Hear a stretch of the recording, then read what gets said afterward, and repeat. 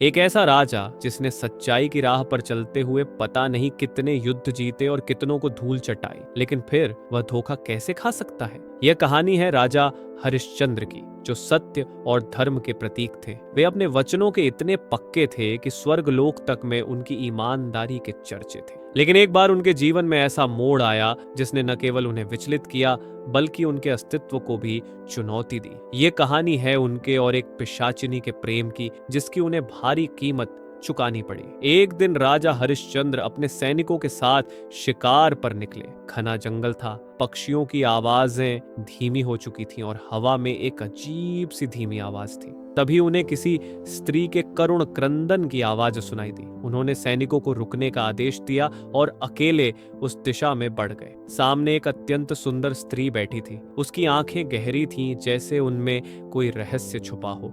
उसकी लंबी काली जुल्फें रात के अंधकार को भी मात दे रही थीं। राजा ने पूछा, देवी आप कौन हैं? इस जंगल में अकेली क्या कर रही हैं? वह सिसकते हुए बोली, मेरा नाम चंद्रलेखा है। मैं एक अभिशप्त आत्मा हूँ। एक क्रूर तांत्रिक ने मुझे पिशाचिनी बना दिया। यदि कोई सच्चा प्रेमी मुझे अपनाए तो मेरा श्राप समाप्त हो सकता है। राजा हरिश्चंद्र को उस पर दया आ गई। उन्होंने उसकी पीड़ा महसूस की और उसे अपने महल ले जाने का निश्चय किया। लेकिन यहाँ से होती है असली कहानी शुरू। राजमहल में चंद्रलेखा के आने के बाद अजीब घटनाएं घटने लगी। हर रात महल में किसी के विलाप की आवाज सुनाई देती। सैनिक बीमार पड़ने लगे, फसलें सूखने लगी और राजमहल के गलियारों में रहस्यमयी परछाइयां नजर आने लगी। रानी तारा को यह सब अत्यंत विचित्र लग रहा था। एक रात उन्होंने चंद्रलेखा को महल के एक अंधेरे कक्ष में जाते देखा। चुपचाप उनका पीछा किया और जो देखा उससे उनके रोंगटे खड़े हो गए। चंद्रलेखा अपने असली रूप में थी। लाल जलती हुई आंखें, लंबे नुकीले नाखून और रक्त से सने होंठ। वह महल के नौकरों का रक्त पी रही थी। रानी यह दृश्य देखकर कांप उठी और तुरंत राजा को इसकी सूचना दी। जब राजा ने चंद्रलेखा से इसका कारण पूछा तो उसने आंसू बहाते हुए कहा, राजन मैं अभिशप्त हूँ।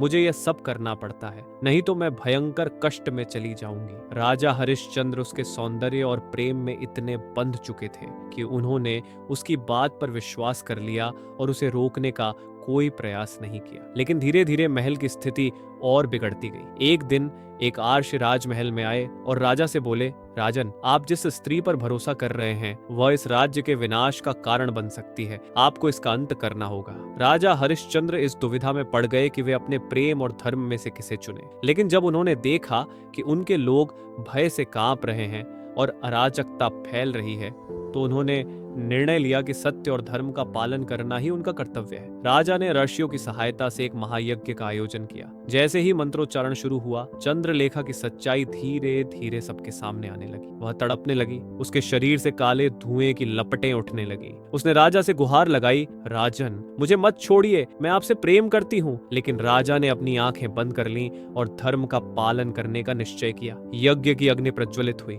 और चंद्रलेखा भयंकर चीख के साथ जलकर भस्म हो गई। इस घटना के बाद राजा हरिश्चंद्र बहुत व्यथित हुए। उन्होंने महसूस किया कि सत्य का मार्ग कठिन होता है, लेकिन मोह और छल में फंसने से विनाश निश्चित है। उन्होंने यह संकल्प लिया कि अब वे कभी भी सत्य से विचलित नहीं होंगे। राजमहल में पुनः शांति स्थापित हुई और राजा हरिश्चंद्र अपने सत्य और धर्म के मार्ग पर अडिग रहे।